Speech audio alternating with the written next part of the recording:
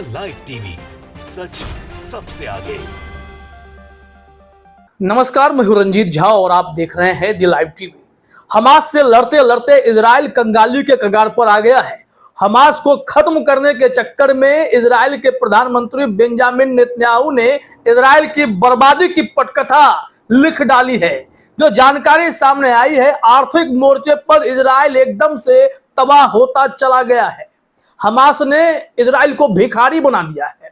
इस संबंध में एक आंकड़े आए हैं, वो आंकड़े अगर आप जानेंगे तो इजराइल की कमजोरी समझ जाएंगे। इजराइल एकदम से अंदर से खोखला होता जा रहा है, क्योंकि जिस देश की अर्थव्यवस्था चरमरा जाए उसके बाद उस देश की बदहाली को हर कोई समझ लेता है। इजराइल कमजोर हो चला है, इसमें कोई शक नहीं है। युद्ध लड़ने के चक्कर में उसके यहाँ महंगाई, बेरोजगारी इतनी बढ़ रही है। दूसरी तरफ जो उनके खजाने हैं वो खाली हो गए हैं, अर्थव्यवस्था चरमराहट की स्थिति में है। भारत और इजराइल के भी संबंध हैं, भारत पर भी इसका असर पड़ता है, दुनिया पर किसी भी युद्ध का असर पड़ता है। ग्लोबलाइज्ड वर्ल्ड है और कई बार यह कहा गया है युद्ध के दुष्परिणाम होते हैं। दुष्परिणाम दुनिया भर में महंगाई लेकर आती है, दुनिया भर के देशों के व्यापारिक संबंध औंधे मुंह गिर जाते हैं और इसका असर किसी दो देशों के युद्ध से ही पड़ता है। अब देखिए जरा अपने स्क्रीन पर आरटी उर्दू ने अरबिक में जानकारी दी है कि इस वक्त इजराइल की अर्थव्यवस्था का क्या हाल है। चिंता में पड़े आपको नेतन्याहू इस तस्वीर में दिखाई पड़ेंगे। दरअसल चिंता की बात है, इजराइल में नेतन्याहू कई मोर्चे पर जंग लड़ रहे हैं। एक जंग हथियारों से लड़ रहे हैं, तो दूसरी जंग वो है कि उनकी कुर्सी कैसे बची रहे और इजराइल की जनता इनसे कैसे प्रभावित रहे, इसकी कोशिश कर रहे थे। लेकिन इजराइल की जनता भी सड़क पर आकर विरोध प्रदर्शन कर रही है कि हमास के लड़ाके इजरायलियों को उठाकर बंधक बना ले गए और आप छुड़ा नहीं पा रहे। हमास के खात्मा के नाम पर जो खेल चल रहा है, वहां गाजा में आम नागरिकों को मारने का, इसको लेकर भी लोगों में नाराजगी है। खैर, बात अर्थव्यवस्था की हो रही है तो जरा देखिए जानकारी क्या है। अरेबिक को हमने ट्रांसलेट किया, यहाँ लिखा हुआ है bad effects of the Gaza war on the Israeli economy. Israel की अर्थव्यवस्था पर गाजा युद्ध के चलते बहुत ही खराब असर पड़ा है। According to Israeli economists, Israel's war losses have reached $17 billion in just 17 days.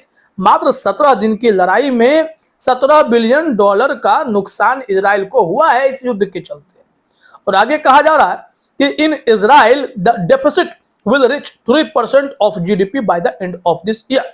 इस साल के अंत तक इजराइल की जो जीडीपी है उसमें 3% का घाटा हो सकता है। जो फिस्कल डेफिसिट बोलते हैं, वही स्थिति इजराइल की अभी होने वाली है। इजराइल की इकोनॉमी कैसी है? Israel's $500 billion economy is one of the largest in the middle east. कहा जाता है कि मिडिल ईस्ट में जो इजराइल की इकोनॉमी है वो $500 बिलियन की है, जो मिडिल ईस्ट की सबसे बड़ी इकोनॉमी में से एक है। लेकिन इस वक्त इनके 3% की कमी इन्हें कहां का लाकर छोड़ेगी, आप समझ सकते हैं। लिखा गया है अरब मीडिया से that Israel's war in Gaza is causing significant damage to the Israel's economy. साफ तौर पर अरब मीडिया का कहना है कि जो इजराइल ने युद्ध छेड़ दिया है गाजा के खिलाफ, गाजा को बर्बाद करने का जो ख्वाब देख रहा है, इस जंग में इजराइल की कमर टूटती जा रही है, इजराइल खोखला हो रहा है, अर्थव्यवस्था चरमराती जा रही है। और कितना बड़ा नुकसान होगा इस युद्ध के चलते, इजराइल को कितने पैसे और खर्च करने पड़ेंगे, इसका एक अनुमान भी लगाया गया है, वो भी हम आपको बताएंगे। लेकिन अभी से ही अगर इजराइल कंगाली के कगार पर है, 20 दिन के बाद भी वो हमास का कुछ बिगाड़ नहीं सका है, फिर भी कह रहा है कि हम आजादी की दूसरी लड़ाई लड़ रहे हैं, हमारे सामने करो या मरो की स्थिति है, हम अपने इजरायलियों को वापस लाने के लिए हवा से, पानी से या फिर जमीन से, जहां से भी होगा हमला करेंगे और गाजा से इजरायलियों को छुड़ा कर लाएंगे। लेकिन जो ग्राउंड ऑपरेशन करने का प्लान बीते कुछ दिनों से चल रहा था और इजराइल ने सबके मना करने के बावजूद जंग करने का ऐलान किया, अपने सैनिकों को ग्राउंड ऑपरेशन के लिए झोंक दिया, उसमें उनके 300 सैनिक मारे गए। ये तो नुकसान है ना। अब इनके सैनिक मारे जा रहे हैं, इनके हथियार, गोले बारूद वहां पर छोड़ के भागने पड़ रहे हैं, जिसके चलते इजरायलियों को भारी नुकसान का सामना तो करना पड़ रहा है। दूसरी तरफ इस युद्ध का असर उनके देश में कितना भयंकर पड़ेगा, वहां के नागरिकों के पास भूखमरी की स्थिति ना आ जाए, ऐसे भी नौबत आ सकती है। क्योंकि सारा पैसा, सारा ताकत इस वक्त हथियारों के खरीदने में और युद्ध में लगा दिए जाएंगे तो उस देश में बाकी मोर्चों पर सरकार एकदम से फिसल जाएगी। नेतन्याहू जनता के गुस्से के भी शिकार लगातार होते रहे, उनके खिलाफ प्रदर्शन चलता रहा, लेकिन तानाशाही करने के चक्कर में युद्ध को सबसे प्रमुख मुद्दा मानते हुए नेतन्याहू ने जो कदम उठाए हैं उससे उन्हें कुछ हासिल तो नहीं होगा, लेकिन नुकसान बहुत ज्यादा होगा। आइए जरा इस संबंध में हम आपको दिखाते हैं कि क्या हमारे पास जानकारी है इस जंग को लेकर कितना बड़ा नुकसान हो सकता है इजरायलियों को, ये आज तक ने बताया है। आज तक ने लिखा है कि इजराइल हमास वॉर, इजराइल को यह जंग पड़ेगी महंगी, हमास को खत्म करने का टारगेट, खर्च होंगे 56,000 करोड़ रुपए, यानी कि 56,000 करोड़ रुपए उनके जीडीपी का बताया जाता है कि 1.5% के करीब है, जो कि युद्ध में चला जाएगा। इतने बड़े स्तर पर अगर पैसे फूके जाएंगे तो पैसे मैनेज करने के लिए, अर्थव्यवस्था को बैलेंस करने के लिए इजराइल को नाको चने चबाने पड़ सकते हैं। आइए जरा दिखाते हैं कि जानकारी हमारे पास क्या है कि हमास के खात्मे पर 27 अरब शेकेल का खर्च आएगा, ऐसा अनुमान जाहिर किया गया है। और यह जो जानकारी है किसी और ने नहीं, देश के सबसे बड़े बैंक, नाम है हापोलिम, बैंक हापोलिम ने यह अंदेशा, यह अनुमान लगाया है कि कितना खर्च होगा। बताया जा रहा है कि दो देशों के बीच कोई भी युद्ध अर्थव्यवस्था के लिए चुनौतीपूर्ण होता है। इजराइल और हमास के बीच जारी जंग को लेकर भी अंतर्राष्ट्रीय मुद्रा कोष IMF ने चेतावनी दी है। इजराइल और हमास के बीच युद्ध, इजराइल हमास वॉर ने न केवल दो देशों की इकोनॉमी को प्रभावित करने वाला है, बल्कि इससे विश्व अर्थव्यवस्था को नई अनिश्चितता का सामना करना पड़ सकता है।